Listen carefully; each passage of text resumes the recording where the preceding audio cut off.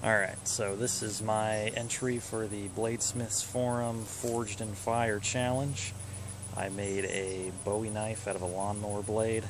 It's got a 10.5-ish inch blade. I made the guard out of some brass hardware from a door hinge, and it has a bamboo grip I made out of an old cutting board. So let's see if it will cut some coconuts.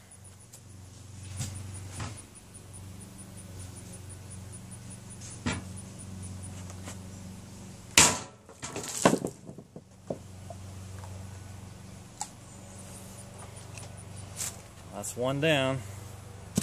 Still intact. Alright, coconut number 2.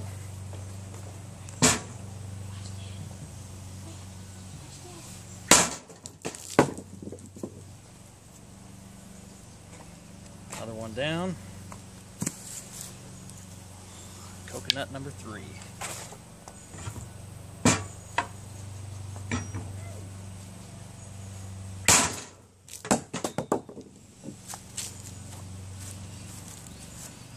Got a little bit of a roll in my blade here.